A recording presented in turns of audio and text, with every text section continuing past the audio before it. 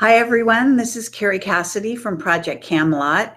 And tonight we have a very interesting guest. I've actually interviewed her in the past. Her name is Emily Windsor Cragg. And she is, a fascinating woman. And she has a great deal to share with us today about some investigations she's been doing into our ancient history. And I'm going to read her brief bio here for you. It's also on my website, projectcamelotportal.com. So if you're interested in taking a look at it, you can go over there, and I'll also share it here on the screen for those that like to sort of see what I'm going on about. So she was born in World War II and adopted out of her birth families, grew up in a Zionist communist movement of the radical left. She's trying to figure things out, and this is the story of her life. She tried many spiritual paths, married, divorced a few times, birthed 5 kids over 23 years, worked as an instructor at Xerox and George Washington University, I imagine that means. She attended the university in the 80s and 90s and completed a master's in conflict analysis and communication. She had her own software startup in the early 90s called Play Technologies, Inc., which failed to gain funding. I know what that's like. Let's see, she was radicalized during the Clinton administration by the university's focus on globalism and the effects on human life of HR practices, gaslighting by corporations. And she wrote a small political theory newsletter when she lived on Capitol Hill called Just Now. She was red listed in 1998 and spent the next 7 years running from gang stalkers. She's penned 6 books on cosmology and community development, hosted radio at Blog Talk Radio for several years, and is writing a 7th book called Where Do We Go From Here? And I've got her links on my website if you want to see her Facebook and YouTube, as well as one of her websites. So that is the short story.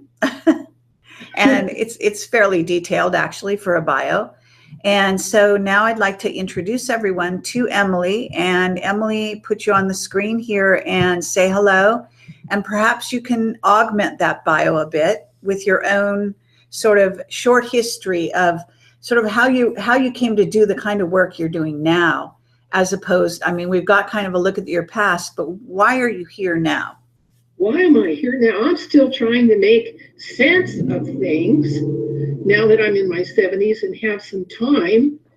And I have been kind of disturbed by the chaos between spiritual paths and ideologies, and my master's is in conflict analysis.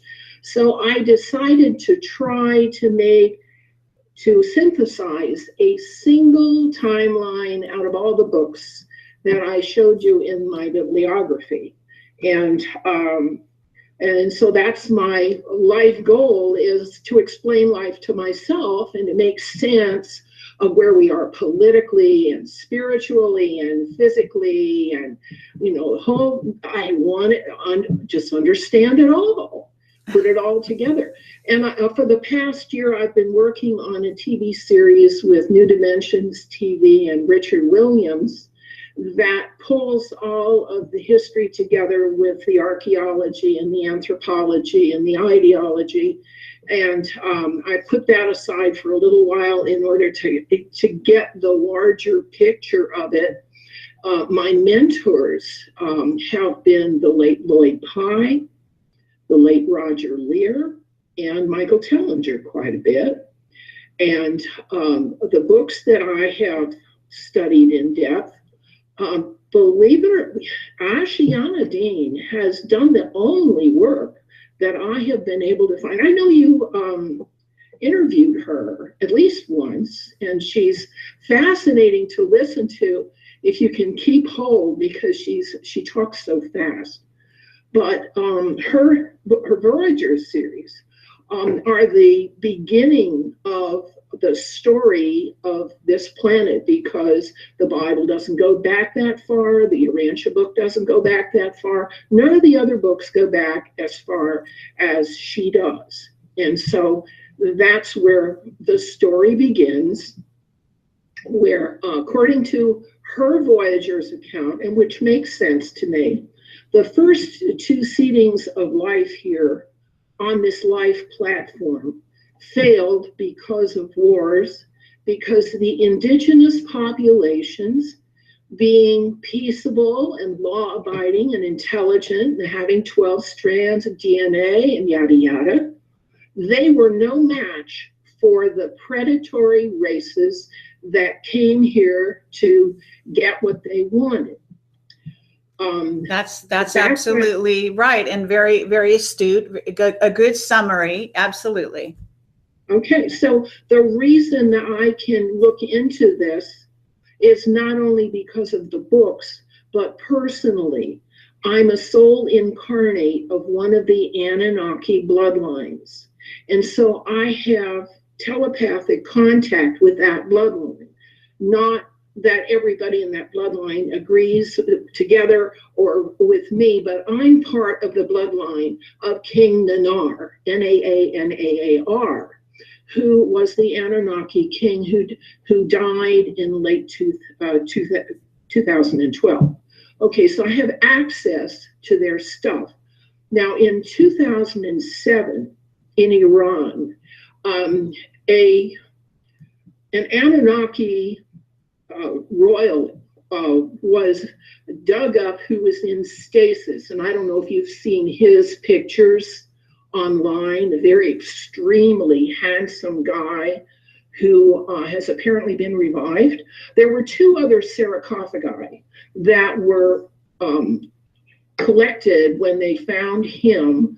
One had an elder gentleman who didn't make it, and the third one was not revealed who it was. And I believe, now I can't validate this or verify it, but I believe that that Anunnaki was Nergal, and that the other sarcophagus was his wife, Ereshkigal, and that's where my connection is with Ereshkigal, because I discovered some coincidental things about myself that related exactly to her life. So she's my connection to the Anunnaki.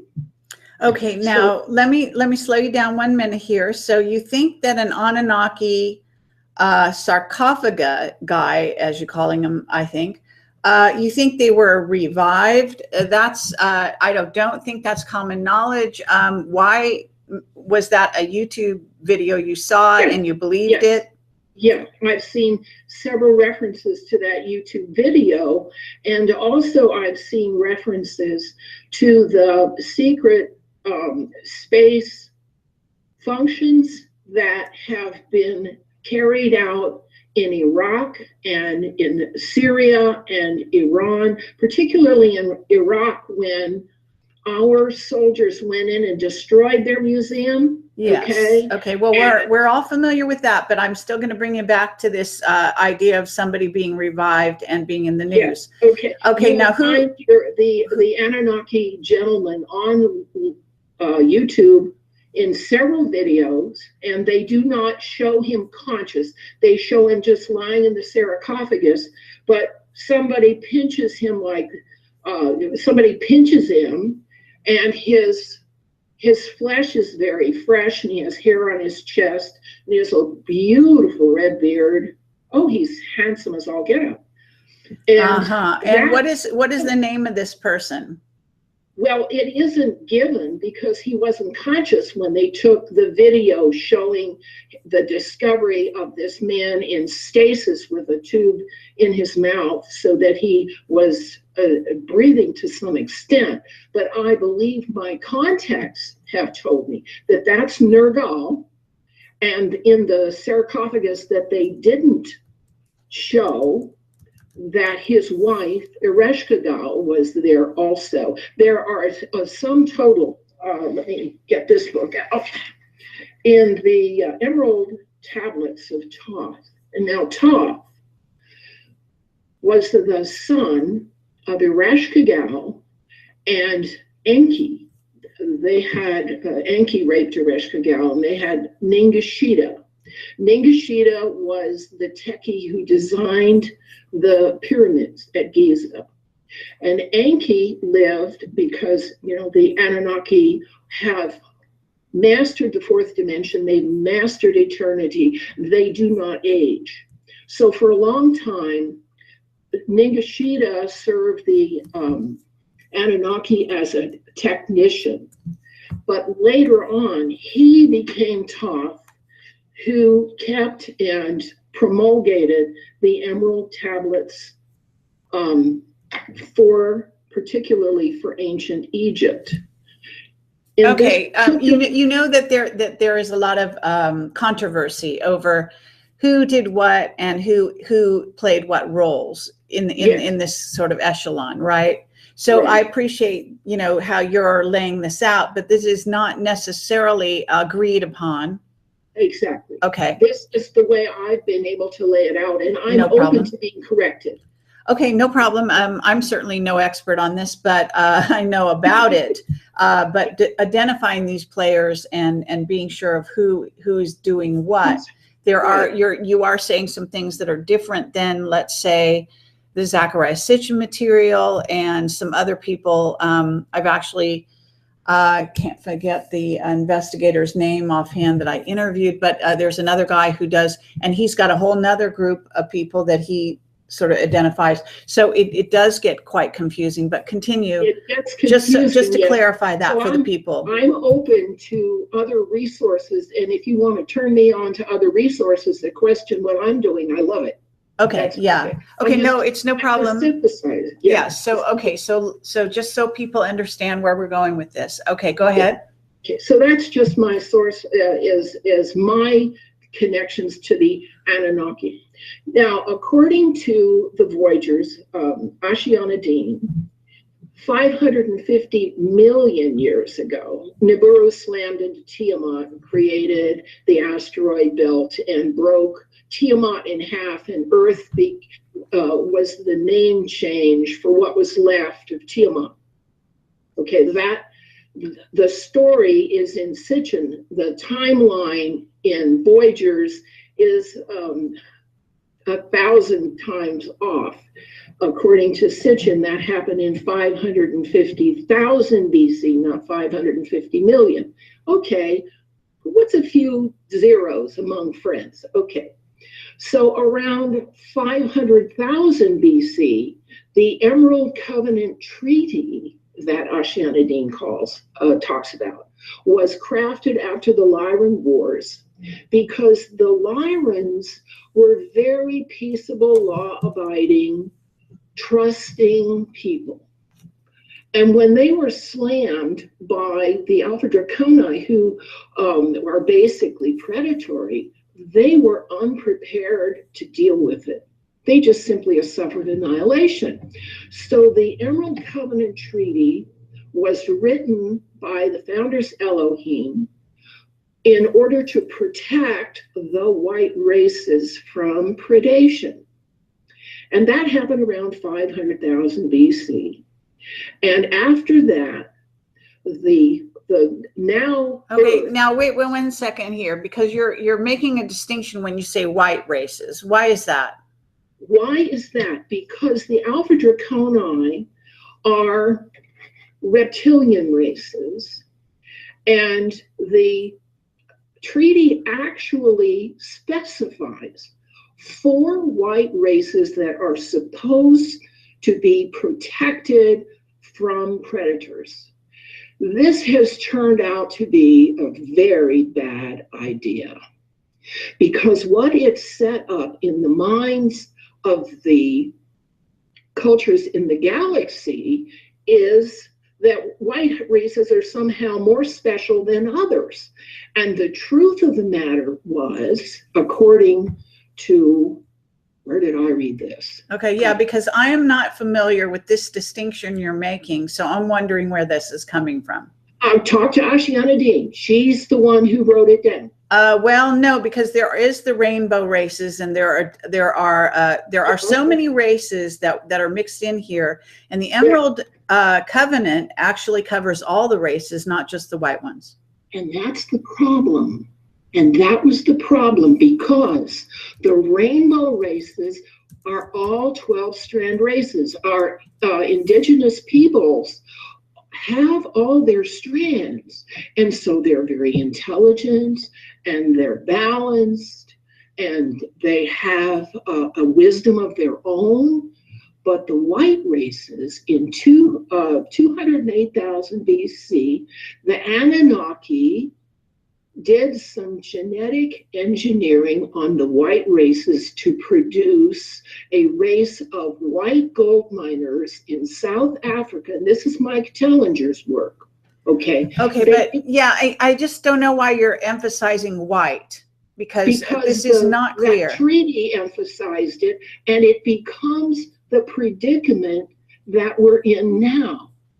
It becomes our well, okay, but do you understand that the Anunnaki actually genetically altered many of the races? They were all on planet Earth at the time, and that what you're talking about is a frequency fence that was put in place on all of them, not just the white races.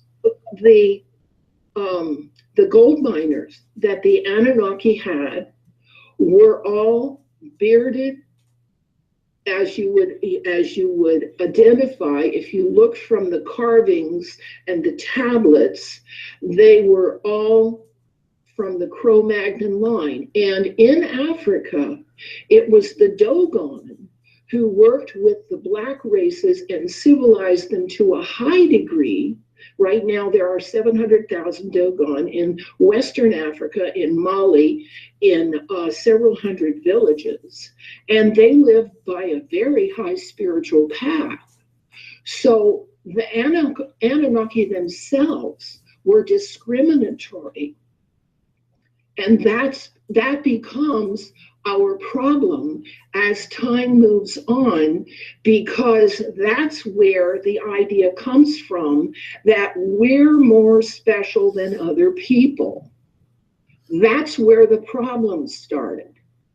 Okay, so in 208,000 BC, when the gold miners were genetically engineered to be smaller and not live as long and not be as intelligent as the Anunnaki themselves, some of their strands were broken or absent. And this is the why behind those northern tribes being so highly intellectual that they lost their balance from the rainbow races. They lost their ability. Okay, well, I appreciate that interpretation, but I have to say that it is actually different than what I have learned. And I don't think Michael Tellinger would be going down that road, because I know his work pretty well, and I know him very well. I've done a number of interviews with him.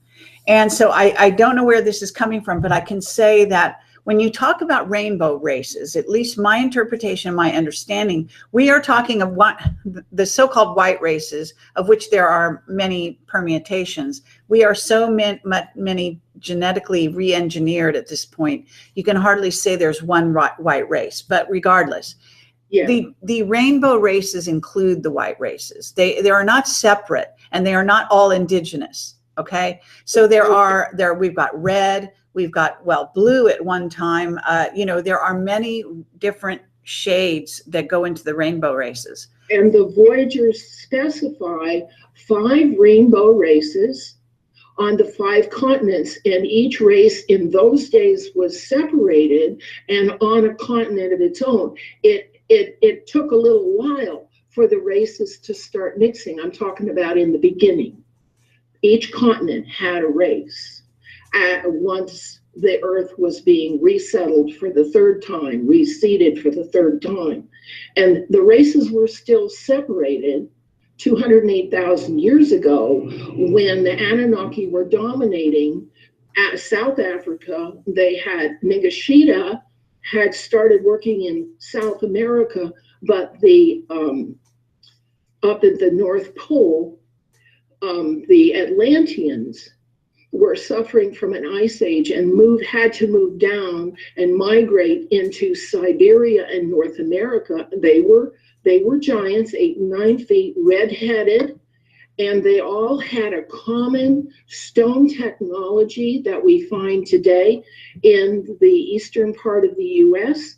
And Siberia has a fabulous stone technology profile, more than I've seen anywhere else. And that's one of the things that's been so eye-opening for me during this past year is the amount of stone technology and the amount of work in Siberia. They have dams where there's no river.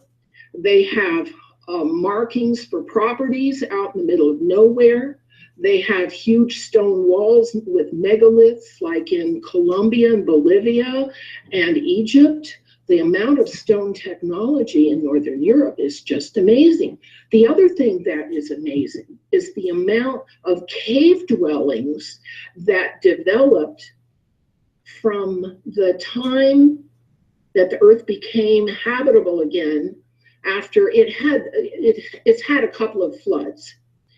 In 51,000 BC, 2 galactic years ago, apparently when Genesis was just an idea in Abraham's mind, he was writing things down because he was told if he would write things down and journal it, he would get a piece of the action. His seed would eventually bless the whole planet. But 2 galactic years ago, when the life carrier, the Urantia book talks about the entire universe as a huge hierarchy. Yes. The entire universe is lawful, okay? There is no chaos and anarchy in the universe. So Yahweh, the Jewish God, was simply a life carrier in the middle of the hierarchy. He's a techie. He's not even interested in social systems. When he got here, this planet had just had a terrible flood and the northern part was all covered with water. And it was his job to make the volcanic heating system and the water circulatory system inside of the earth work again, because it had been interrupted and harmed when Nibiru slammed into Tiamat and destroyed most of it. There was this torus left, and that's why we still have volcanic heating systems and water circulatory systems, because we are not on a flat platter, but we no longer have the complete sphere either. We're on a torus with a wall on the outside and then an ice field that more or less covers over the chunks that Tiamat lost. And so we are now Earth. We still have water circulation. We still have heat distribution, because that was Yahweh's job when he got here. So he spent 6 days making the earth habitable again. And that's our story in Genesis. This is why the Bible, book of Genesis, was written that way. That is during the time that South America and South Africa were inhabited by and dominated by the Anunnaki. Okay, Yahweh was actually seen as a vengeful yes. God of the Jews, basically. Yes, that's correct. So that's not sure where you kind of get him to be. This is sort of a paraphrasing and a very, right. He's distillation seen as a God of the Jews, but his function was as a techie. And I found that in the Urantia book, which is, 2,000 pages, read through that a couple times, when it talks about the station of the life carriers, a life carrier. Right. Okay. And his job is to make the planet habitable. Okay, social systems were not his job because that's what the hierarchy does. Okay, well, where did he get the name for as being a vengeful God in your interpretation of this scenario? Well, the Bible is full of violence. In fact, just about every religious book is full of violence. Right, but even so, that's not an answer, really. Okay, well, it is sort of an answer because the problem is abductions. Remember, that's where we started. And David, what's his name? David, I've got his name in here, but anyway, he is a police inspector who specializes in tracking missing people. And he has determined in the autumn of this year, 2016, that 35,000 Americans disappear without a trace every single year. Right. It's the same problem from the beginning, that people are abducted and they disappear. And so the Lyran problem, that being law-abiding and trustworthy and trusting, doesn't work to halt the abduction problem. And so, first of all, Yahweh gave through Enlil, the Anunnaki, a set of laws to try to, straighten things up a little bit. All right. And that didn't work. What was going on among the peoples in China and India and so on, they had developed their own devotions, their own spiritual practices, and they're pretty sensible, okay? But Yahweh's dealing, he's a techie, and he's dealing with the social system where deceit has become primary. Deceit became primary in the Garden of Eden, which I don't have a date for. But when Satan said to Eve, no, you won't die if you eat the apple. You'll be like God and you'll learn, you'll improve yourself. Okay, that's when deceit became the tool for teaching the people on the earth plane, how to handle the problem of abductions. That became the answer to the problem. Well, that's very interesting. Now, look, first of all, if you're going to look at the Garden of Eden, that's actually a distillation of the relationship between the Anunnaki and humans. And so when you're talking about Satan, you're talking about actually an Anunnaki. That's right. He was an Anunnaki. And the distillation is that the Anunnaki have a hierarchy practice that we would call simulations. If you listen to what Satan said, he was posing a hypothetical situation. Well, maybe it isn't so, and Eve took it literally. But what they found is that straight out laws teach people rote behavior, and rote behavior is not effective against abductions or violence. The people here have to learn more about escaping, hiding, finessing, telling only part of the truth. They have to learn how to be a little bit, at least deceptive, to stay safe. And that was the reason that evil was allowed here and violence was allowed here, because we have to be able to cope and confront and deal with violence from ETs. We don't know. We don't know who they are. We don't speak their language. They come here and they take people. Sure. And they use them for experiments and they eat them sometimes. We have to be able to deal with ETs from a mindset that's not gullible, not naive, okay? Yes. And have the ability to confront sophisticated, high-tech people. That's why evil was allowed here. And that's why it's still going on. Okay, well, I appreciate the notion that evil was allowed here. And this is we're talking about 3D, eventually now going into 4D. This is basically a sort of level, a dimension of polarity. And the polarity was put into the program from the very beginning. So Yes. saying, it's kind of like your wording is a little strange in the sense that, Yes. it's not like evil was allowed here. It was already here. These beings came in.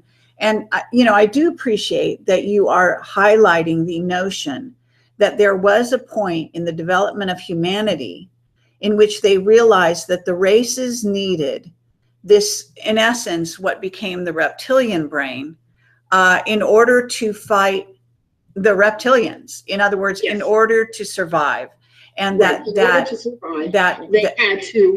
They had to allow more evil than, we'll say, Lyra or Pleiades, Yes. or although those races are, have subsequently been dealing with that as well. And we're talking right now, as a matter of fact, I don't know if you're following any of this, but the William Tompkins information that has just come out. He's an aerospace engineer who's written a book called Selected by the Extraterrestrials. He worked for the Rand Institute, for Hughes Aerospace, for all of the, for NASA. He worked with the Nazis in the early days of paperclip, basically designing the secret space program. But he's talking about the Nordic races having helped us and helped the Nazis as well to devise the technology to get off this planet and to deal with the reptilians, because the Nordic races are also still battling the reptilians themselves, and they want humans to act as soldiers in essence. So I don't know if you're familiar, but that may also augment your own work. Well, now that we have a sizable population and we have quite a few of the Anunnaki incarnates and the Pleiadian incarnates and the Andromedan incarnates, and we have a larger population of people who have telepathic and clairvoyant and remote viewing abilities, we are able to share our knowledge and we are able to learn from each other and teach each other.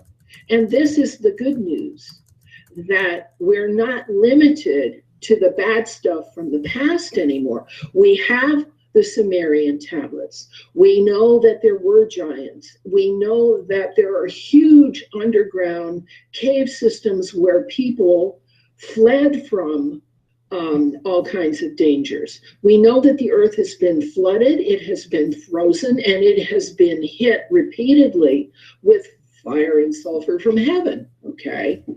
So, and we have records of the time of the Exodus. We know that Nibiru comes back periodically.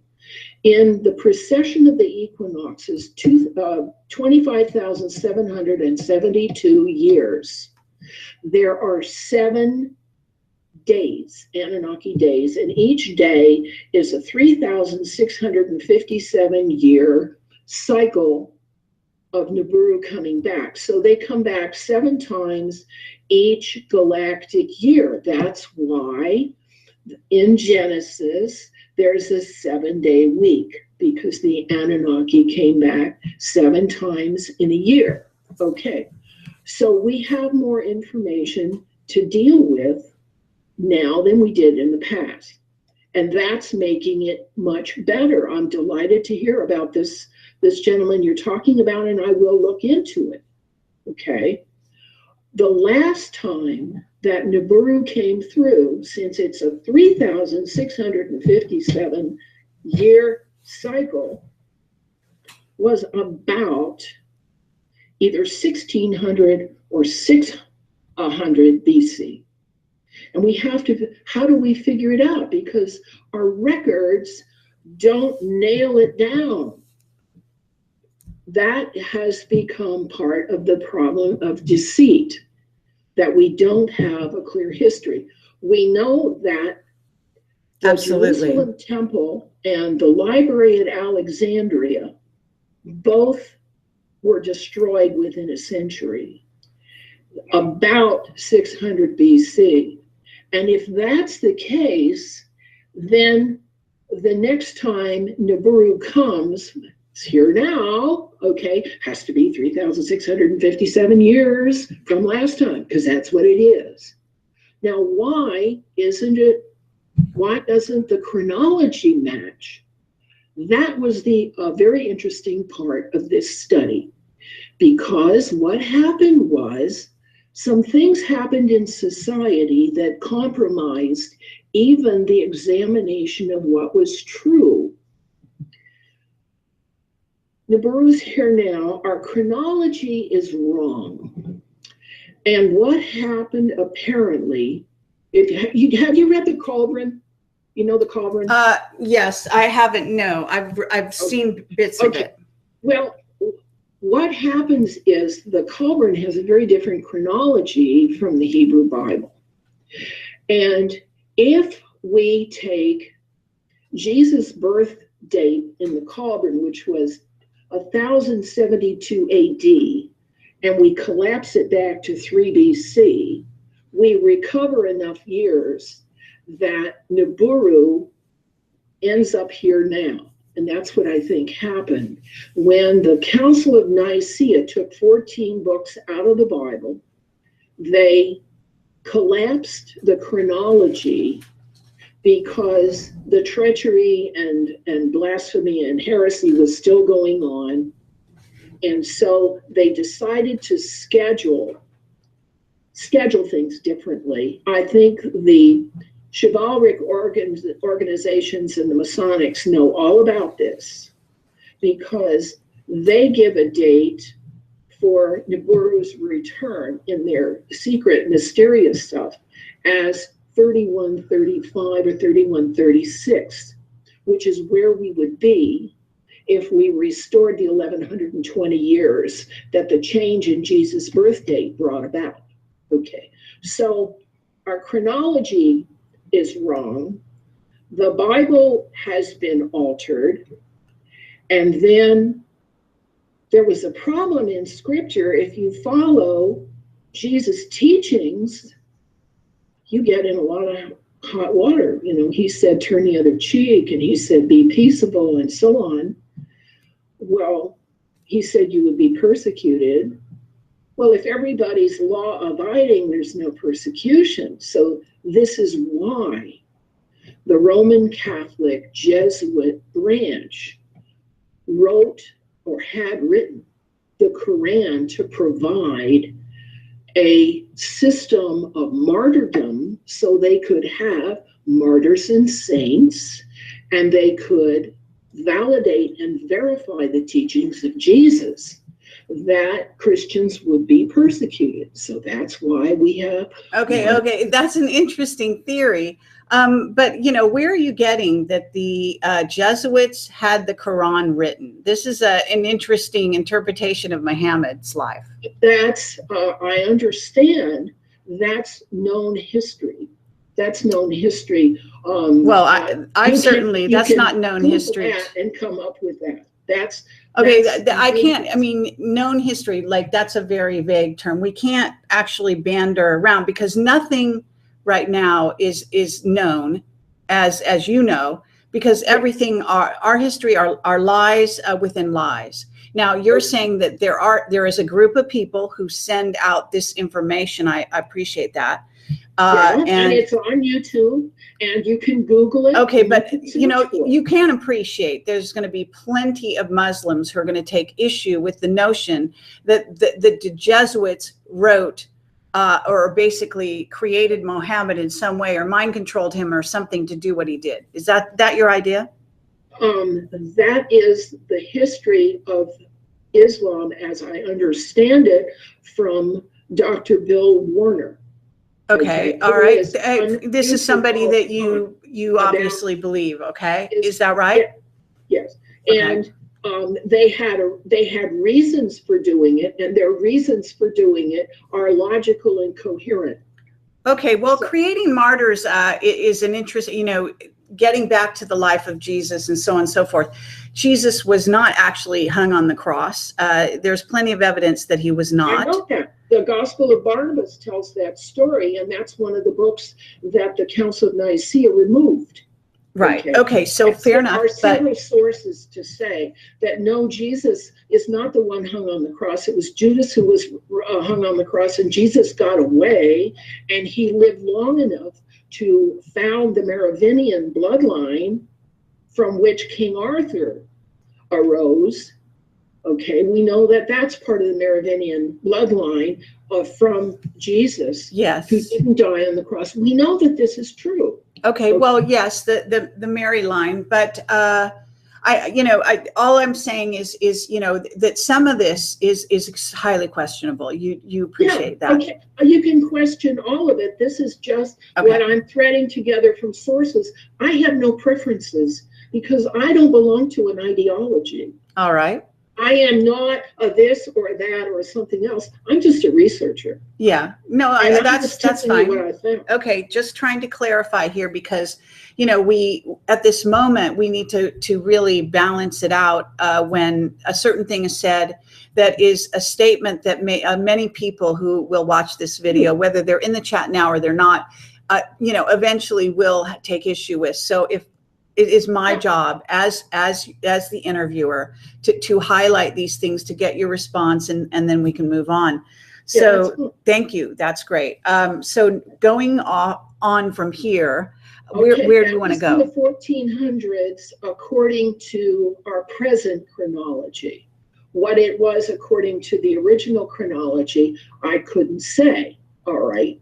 But somebody seemed to think that martyrdom and saints days and all of that was necessary, and so okay, let's look at that closely because there is the notion of human sacrifice, and we are talking about what in essence has become a satanic religion, and you have the bread of Christ, eating the body of Christ and all this, drinking the blood and so on and so forth. So there are rituals within it that do stem from a satanic reptilian base. And this is very likely where this comes from. Sacrifice. It is where it comes from. And Luciferian is satanic taken to the level of a whole culture, where one culture says to another, you're not as good as we are. We're going to take you all out. Okay. Because Luciferian adopts a do what thou wilt, that there are no limits or boundaries to the behavior of human beings. Anything goes. Whereas Satanism is more formalized and more focused on removing people who are not compliant and not conforming to their society. So you find another use for them and take them out.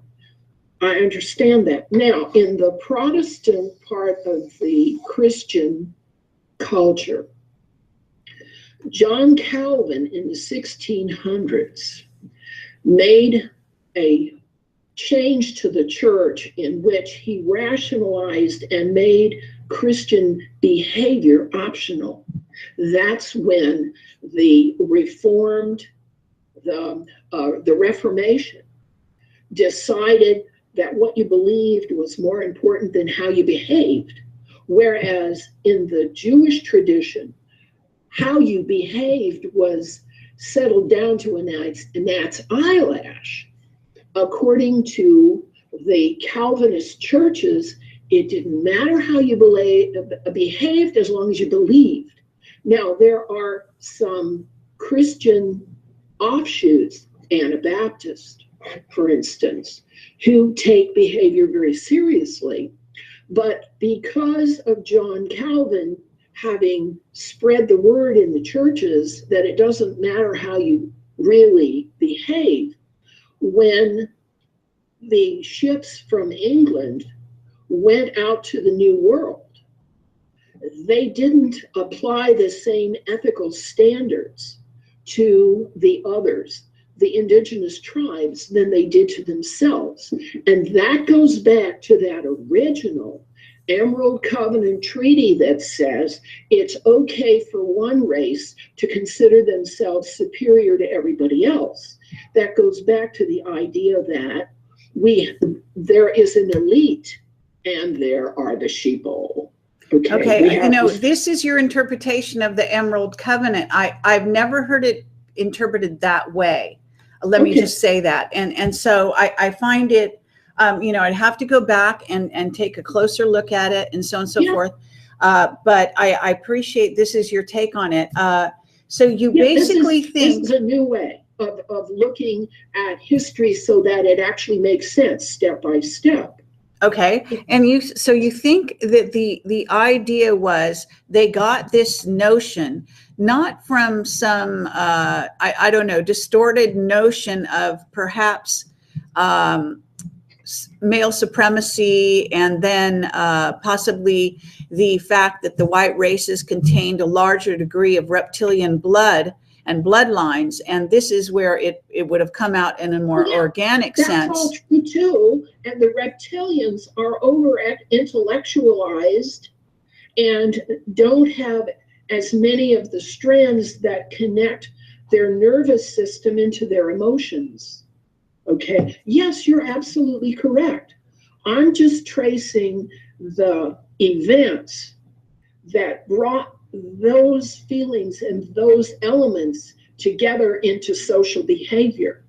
That's how the social behavior got changed. Okay. Okay. So then we go up to 1871, and we have the Order of the Masons, and the Grand Commander, Albert Pike, directs his Masonic orders to stage 3 world wars. Now, my grandfather was involved in that. Okay. And the Third World War is staged between Islam versus Christianity directly. It's completely described specifically that way. Right. And it has been brought about in perfect fulfillment of Albert Pike's predictions. Okay. And so the Masons have kept their secrets and their mysteries under wraps. The ordinary people don't know anything about it.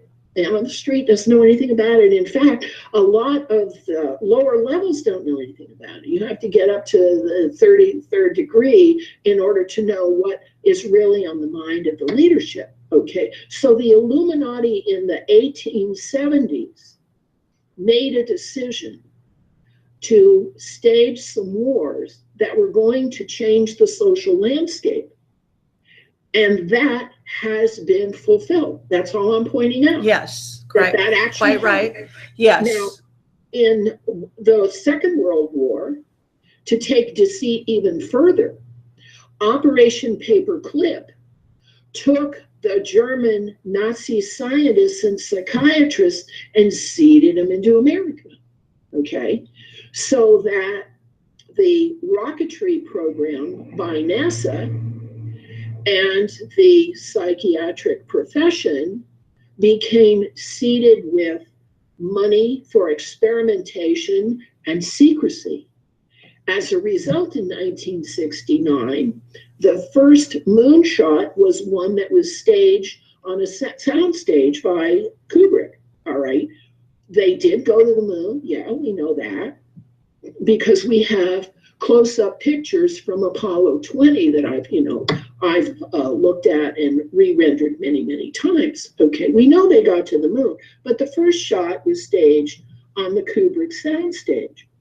Well, it's just interesting you're bringing that up. I had Jay Widener on my show today. He is one of the preeminent experts on Kubrick.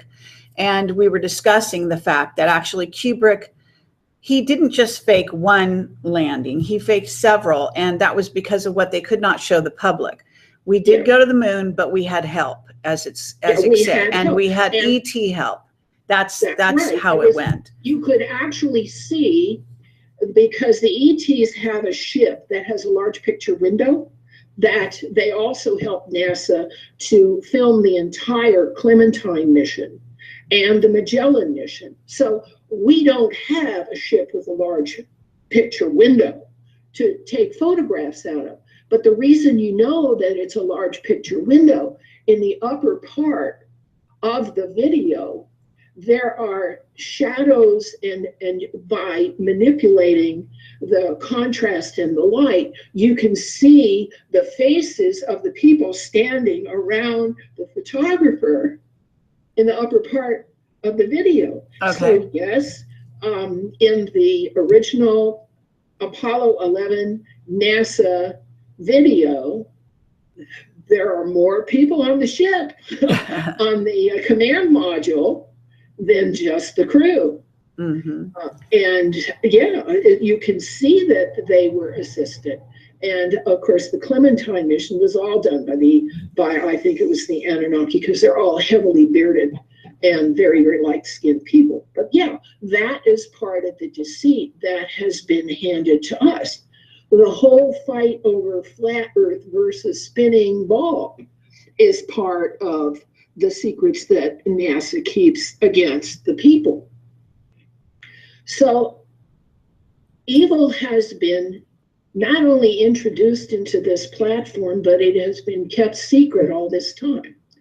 And it is part of our problem that the Pegasus mission of DARPA set up a chronogarchy.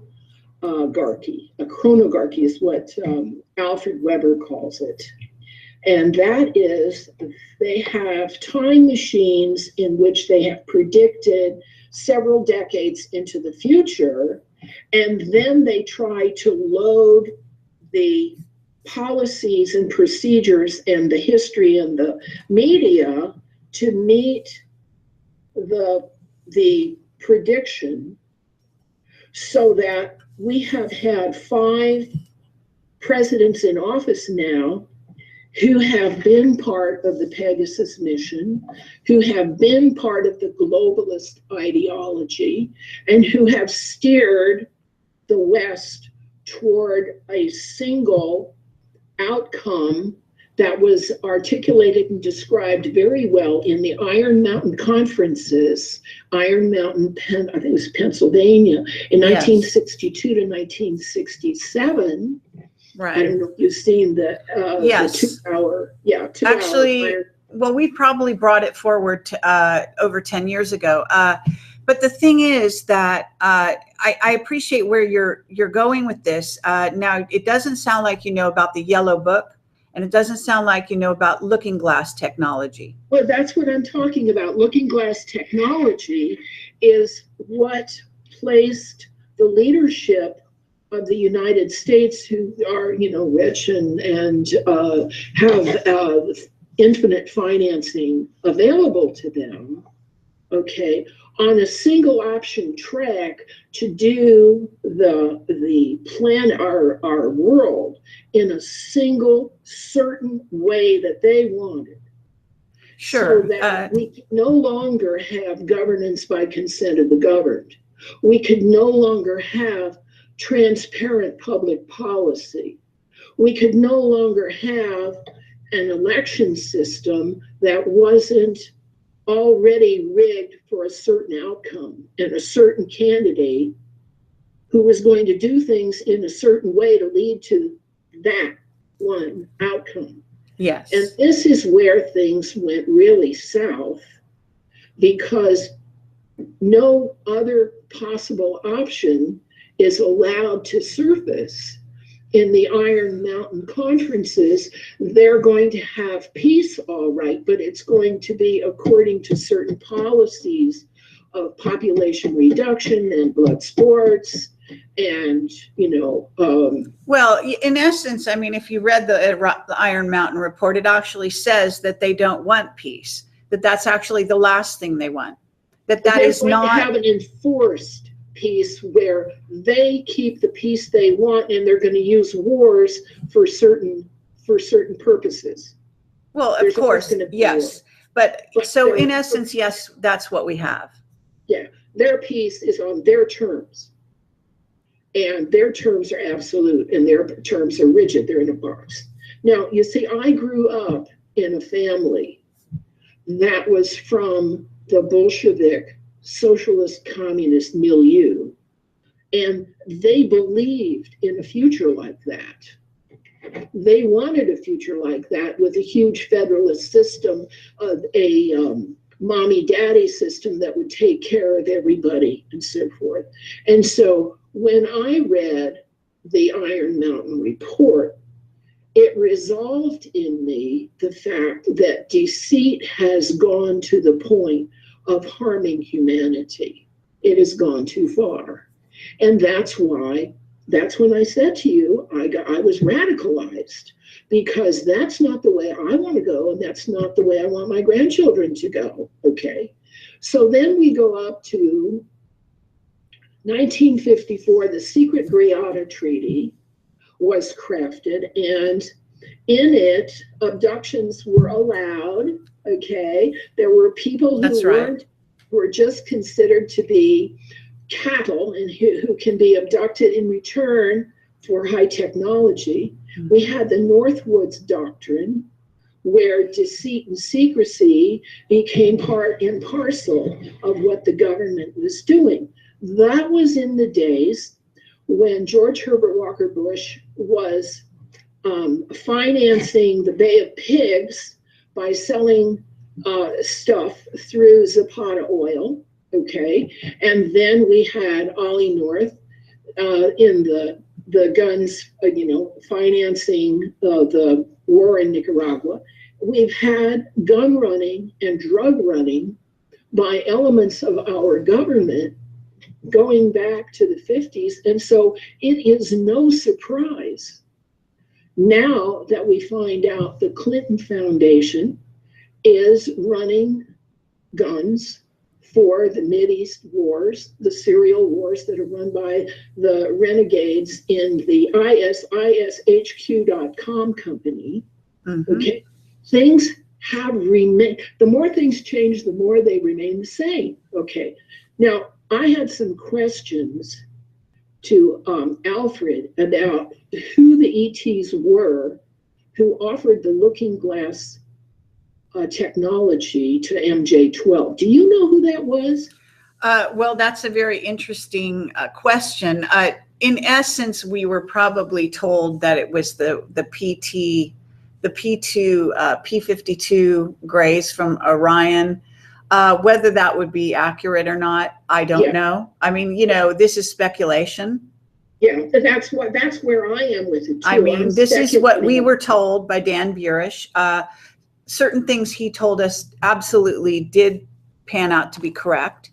Yeah, and I talked to Dan too. And so, if you haven't listened to our interviews with Dan, you're probably missing a number of pieces. I've listened to all of his. All right. Interviews, and I realized that what he could say, it was controlled. Sure. If by himself. So you just have to let it wash. And what I could tell was that in terms of civil governments, the whole doctrine of secrecy, classified information, compartmentalization, need to know, confidentiality, all of that meant that our nation's government was out of control. Completely out of control. It has been corporatized to the point that our local county, okay, and I live in the mountains where there's almost no industry, and so the county makes their money by giving out tickets and setting up complaints against people to generate revenue. They're a revenue generating agency. They're not a public service agency. And that's what the corporate Washington, D.C., United States of America Corporation became.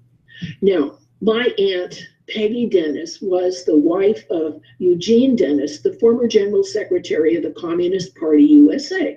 I know quite a bit about how they were.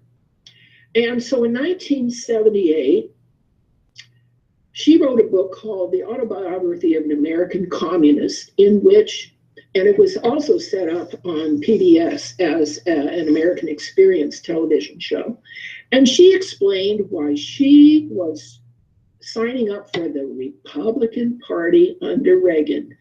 And some alarms went off in my head. I said, uh-oh, this is not a good thing.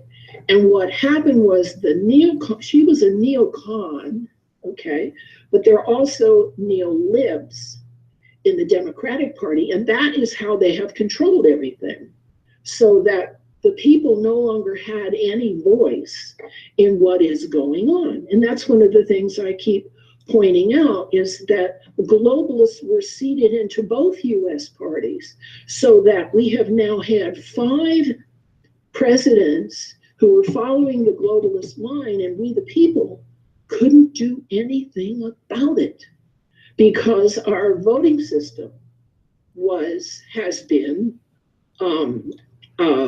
manipulated. Right. Now, I just found this week online the new Constitution for the United States of North America, which is an Islamic state. Surprise, surprise. Where did that come from? And reading down to the signature line, it comes from a Rothschild who patched this Constitution together according to his best understanding.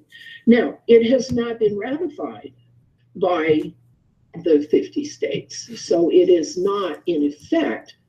But again, this is a globalist trick behind the people's back to control the history of the land that I live on without my consent, which is the same thing going on in the secret space program when the guys what was the name of the guy who went to Mars for 17 years and got involved there in wars that he had no input into, that right, just about destroyed his entire division. Okay, so what has come to me? Okay, can I just stop you there, because what you've just brought up, this so-called Constitution written by a Rothschild.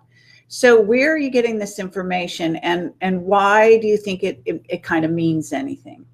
Okay, I have given you my outline for today's interview, and that link to that Constitution is on that outline. I see, so but for the purposes of the people listening, can you just paraphrase where you're getting this information? In other words, finding a link on the internet is all very fine and good. Can you say why this so-called Constitution sort of means anything to you? Why did it resonate? It comes from the intention to set up a North American Union. As I don't know if you know the judge Anna von Reitz. Yeah, I just had her on my show the other day. Yeah, right. Okay, and she analyzes the difference between the federal bureaucracy, which is a corporation, versus maritime law versus administrative codes versus common law. All right, and as a result of her analysis, many people have been freed from the idea that we live in a free country. Many people have been relieved of the notion that the law in this country is about justice and fairness. And because of her, a movement has arisen to fix it. Okay. And because Mr. Trump has moved people's emotions, people want to fix it.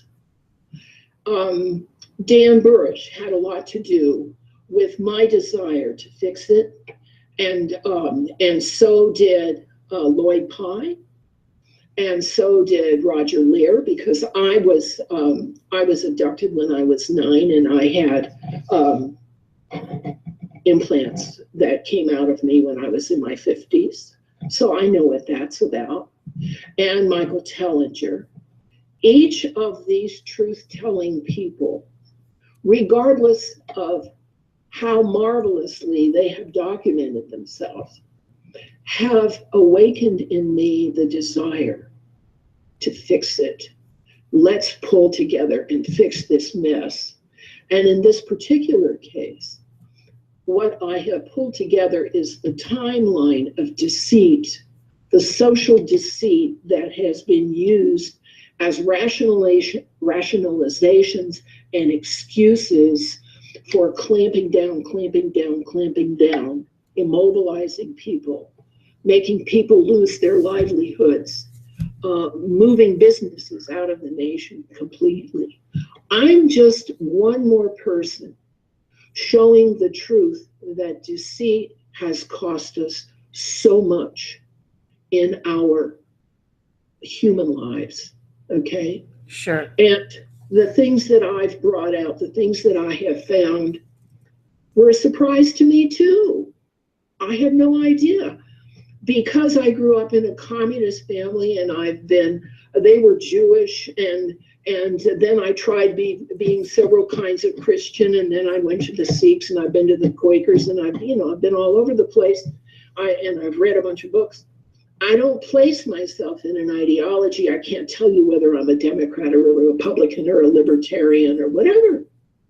I'm just looking for how come we have all this deceit running at everything. Sure. And the deceit is what energizes me to continue the work. And my grandchildren have been told and taught the most incredible BS in school that I've ever heard. My granddaughter was talking to me, she was 8 at the time, and she was talking to me about endangered species.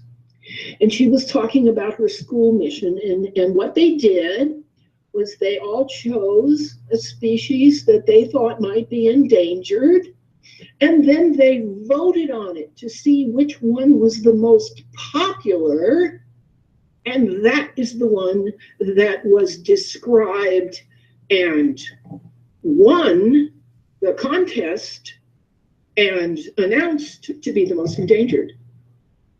And I said, what? You voted it in to be the most endangered? How do you do this? There are certain laws of causes and effects. In reality, we're here in material reality, third density physical. Our digestion takes time. Our learning takes time. Everything we do is a fight against time. Third density, that's what it is, a struggle against time. Fourth density people don't have to worry about that. They're in eternity.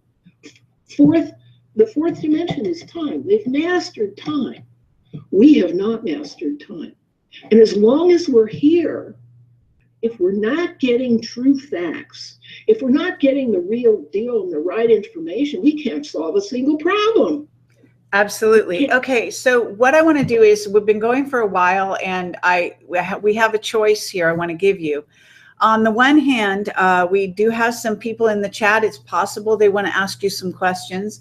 That's fine. If anyone wants to ask questions, please put them in all caps so we can distinguish the questions from the common chat. And then the other thing is that you say you're writing this book, and it would probably be nice, as kind of a summation, for you to kind of talk a little bit about the direction of your book. Okay. All right. Well, do you want to do the questions first? Well, while we're gathering questions, why don't you tell a little bit about your books and then we'll see if there's any questions. Okay. Okay. The book is going to be what do we do about this now? And one of our problems, of course, has to do with money and the dollar. And one of the things that I found in my studies was the law of seed money, the law of manifesting by paying forward. So I want to talk about that. And I want to talk about alternatives to the dollar or the franc or the ruble, okay? Because there are so many other means of exchange that we don't think about very often. There are pawn shops, there are thrift shops, there are garage sales, there's the Bradford pound, there are coin collections and stamp collections, things that people collect that they can use to trade. So that's going to have a whole chapter on different modes of exchanging now. Now, in education, I'm so glad you're asking me this. In education, we have to correct the BS, the wrong history that our children are being taught every day. We have to teach them to solve problems according to causes and effects, not according to what's the most popular notion, okay? So that I'm going to propose that in secondary school, that a year be devoted to the differences in law between maritime admiralty, common law, and administrative law, much along the same lines as Anna von Reitz spoke to you the other day, except I want to do it at about 10th grade level. There needs to be a year talking about financing and thrift. There needs to be a year talking about the political process and how the precincts work, the vote tabs work, just go through the steps with young people so that when you see people taking a survey on a video and asking, well, do you know where Thailand is? Or what's the name of your state senator? The people answering the questions are not so clueless. Our children need to know about thrift. They need to know about nutrition. They need to have skills. That's where this book is going to go. That if we're going to fix our society, we have to start with our children and what we teach our children, so our children are not helpless 10 years down the road. They grow up so fast. They grow up so fast. It's amazing. My grandchildren one of them is 29 years old and has a PhD already. I didn't realize I was that old. Okay. Yeah. All right. Okay. So okay, at this moment, and thank you for this glimpse into your book, and just why don't you tell us when you might have it out? Oh, this is beginning of November. It will not be ready for the Christmas rush. I think a good time for it will be around the inauguration. All right. If there's going to be an inauguration, if this election is actually going to get carried out, right. We just don't know about that. Still a while. Around the time of the inauguration. Yeah, right? still. Because holidays, are a big part of the lives of families. Sure. And that's a part of the sifting and sorting that we need to do between religious dogma, custom, tradition, and just having a good time, fun. So that's where this is going. This is grandma's advice on wisdom and good ideas or something like that. All right. Okay. Let's see. Now, as far as the questions go, someone wants to know the origins of RH positive. Is that positive or negative? RH negative, I guess, or just RH. And will it ever be revealed? I have no idea about that. Okay. I know that I personally have porphyria, the same disease that took out George III, and that Elizabeth I had some of, but I haven't had any blood studies done in just years and years and years, and that's something I just don't know. I'm sorry, but that's not up my alley. Okay, let's see. Someone wants me to ask you about Pindar and Marduk. Excuse me, I have to get something to drink here. Oh, no problem. It's water. Okay, Pindar is supposedly the penis of the dragon, the human being who is appointed to be the point person between humanity, or between a society and humanity, and God, or a cosmic being. Okay, Pindar, you can claim to be a Pindar, but I think I think that's like claiming to be Jesus the Christ, you know. Well, there is one guy who claims to be that, and from what I understand, he is a black magician.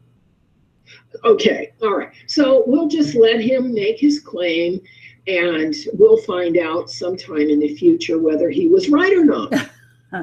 That's fair enough. And okay, the other person is Marduk. Marduk was Enki's son, and his brother is Nergal, the guy I told you they found in suspended animation. Nergal is Marduk's younger brother. Okay. And Marduk has been a very angry guy. He has been very angry for a long time. I've never sensed Marduk. I have heard he is an executive in a corporation incarnate right now. That's what I've heard about him. That's as much as I know. Okay.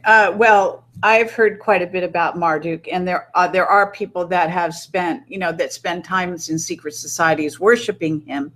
And there is evidence that he may have been returned to Earth in a sort of stasis, if you will, and that Obama and a bunch of, I guess, Hillary and several others went to pay the respects in, I think it was Zimbabwe, if I remember correctly.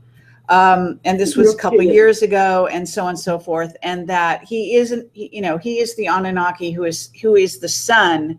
When the Illuminati refer to the sun and to the sun coming to to rule and the sun rising, all this kind of thing, that basically the new world order is supposed to be set at the feet of Marduk. That's what I know about it. All coherent with what I know. Now, in 2007, I got a picture of Nanar with Enlil, who were at a conference. Nanar has since died. Enlil, and you could tell that they were really ETs in the picture because their eyes were so close together, and they shone red. They were little tiny, teeny red eyes. And when I illuminated their clothes, they had all kinds of lights underneath their dark suits. They weren't human. It was real clear. So Nanar, who was kind of roly-poly, and Lil, long-faced and sad, okay, they have been here, that I know. And they were negotiating, they were in a conference and they were negotiating with the powers that be, and probably Marduk was there too. Okay. Because they don't age the way we do. The way they age is they get internally repaired by technologies. They have ways of repairing their DNA, so they can just keep living on. They're not comfortable, or maybe they're not happy, or maybe this or that, but their DNA can be repaired with their medical. I'd like to go to a medical doctor and say, hey, let's get rid of the porphyria and stuff, okay? And they can't do that. So, yeah. Okay. Well, along those lines, now, you believe that you're in contact to this day with a certain group of the Anunnaki. Is that right? Occasionally, yeah. Occasionally when something comes up. Okay. When you say that, do you mean that you're getting downloads? How are you communicating? They're mostly checking on, because I'm part of their bloodline, they're checking to see that I'm not doing anything to either dishonor them or teach or say what their hierarchy doesn't want to get put out. And basically what I've said here today was okay. Okay, that was okay with them. And yes, you've probably not heard it before. They check on me and to see what I'm doing. And I can ask them a question now and then, but They're not very forthcoming. Yahweh's a lot more forthcoming than they are. And I know him as a techie, not as somebody who is greatly interested in social systems. And that's why the fact that he's considered to be a hulking monster who wants to start wars and do all of that is not surprising to me, because that's not his shtick. Well, it's not. Don't you mean it is surprising to you because it's not his shtick? No, I've been in contact with him now for 25 years. You think he's being misinterpreted because he wants to be, and because he created that? Because he doesn't care about the whole scenario of the social stuff. It's not his business. It's not his problem. He's busy working on the volcanic stuff and dealing with the chemtrails, because the chemtrails is keeping our atmosphere separate from Nibiru so there's no explosions, and pumping oil out of the ground is when a meteor hits, the land doesn't explode. He's dealing with physical stuff, and not the hierarchy, the founders, the Anunnaki and their teachings. The Catholic Church, the Vatican, is the epitome of Anunnaki teachings, including the Jesuit faction, who are Marduk. Okay, and so Yahweh is not a social scientist. Okay, so you believe you're in contact with them, and are you seeing them in person, or are you just getting sort of mental pictures, or what? I'm not clairvoyant at all. I'm only clairaudient. All right. So what I can hear their alarm system when a meteor is about to hit somewhere. I get tones in my ear when that happens, different kinds of tones. I hear music, particularly songs that are specific to certain meanings, to certain messages. When, for instance, last night, I was awakened at 3:30 in the morning, and I don't know exactly who it was that I was communicating with in terms of my thoughts about what I was going to do here. But the intention was very direct, that what I said today to you was going to be guided. It was going to be guided. And so it has been guided. I've simply done I'm just a secretary. Okay, I'm just their secretary. I say what they want me to say, and I do what they want me to do. And so that's why I'm comfortable. I realize you're not comfortable with some of the things I said. Okay, that's all right. Because, as I said about other things, it's all going to come out in the wash. All the truth is coming out gradually. The processes and areas where deceit has been dominating are being exposed. Sure. Absolutely. Okay, that's the important thing. And there are people who are a lot better at telling the interesting facts than I am. Okay, I'm just a grandma, and I'm doing what I can. And so my relationship with them is very informal, because I'm considered to be one of them. I'm just the secretary. Okay, so someone is asking about your abductions. Do your abductions relate to your relationship to the Anunnaki? Yes. I was born in very bad condition, with Asperger's and porphyria and acanthocytosis and so on. I almost died. When I was born a month late. And so when I was 9 years old and I was on vacation with my mother in Minnesota, I was taken for a 12-hour period of missing time. And after that, for 10 years, I had these terrible fainting spells. But it did something to my way of thinking When I was 12, I went through a mental exercise to swallow the whole universe. So I had a map of the universe in my mind, which I've had ever since. Okay, so I've always been strange. I've always been slow, methodical, just kind of plodding. I've always been plodding. And that's why I don't consider myself a good speaker. I'm not even interesting sometimes, but about 10 years ago, little black plastic triangles with a seed inside. One popped out of my arm, and the other one popped out in the toilet. And then I realized, oh, I have implants. And so then I was allowed to know about when I was taken and where I was taken and what happened to me when I was taken. And I was taken for 12 hours in third dimensional time.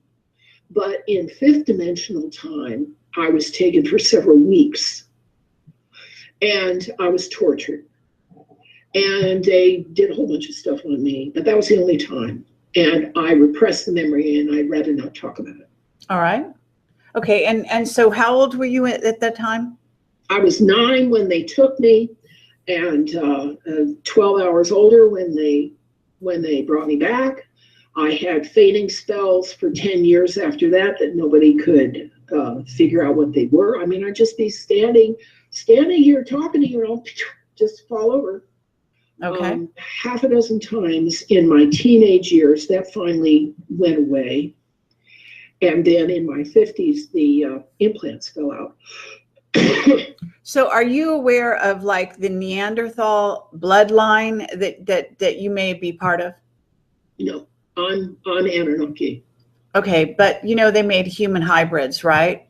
Yeah, I'm not a human hybrid. You don't think you are? I'm an incarnate one of them. All right. Okay. I'm really, I don't fit in human society at all. And that's just how it is. And their way of thinking makes sense to me. And I just fit in with them better. Yahweh and I have a very open relationship in terms of trading meaning and thoughts back and forth. We can just talk. I have a terrible time trying to talk to my children. Okay, and then I was as Ereshkigal gal, I was part of the royal line, the royal bloodline, and on Mars I was part of the royal bloodline, and so now I'm one of 3 illegitimate daughters of the Duke of Windsor. I'm part of the royal bloodline again. And what that means to me is, hey, I get all these hereditary diseases. Right. That's what I got out of it. The oldest daughter of the Duke lives in Tennessee. She's 82. Her name is Elizabeth. I forget the last name. She has a website called we3.org. And the next half sister lives in Virginia. Her name is Peggy Ann Childers. She has a YouTube account.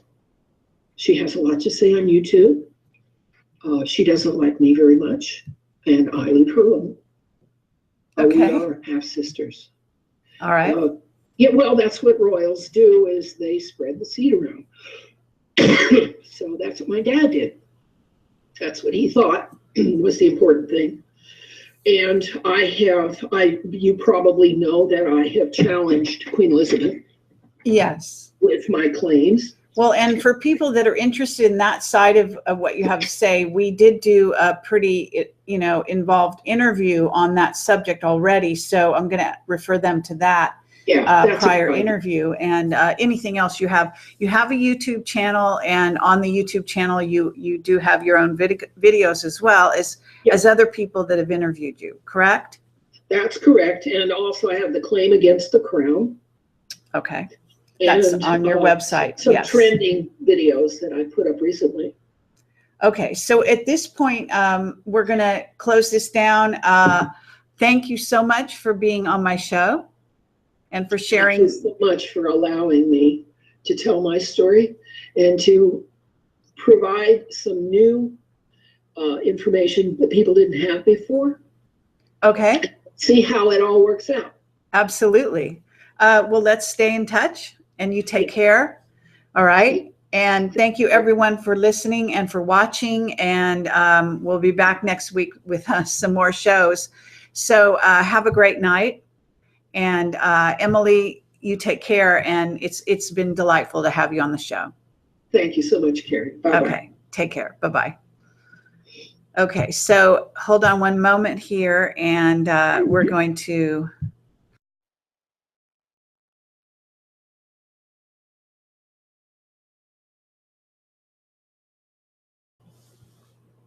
Okay, so thank you everyone for listening and for watching. Again, I do want to make a note to people in the chat that if you do not want to hear from the person who is interviewing and you only want to hear from the guest, that I suggest you go to the guest's website and see their videos, because they can talk nonstop and you can just hear from them.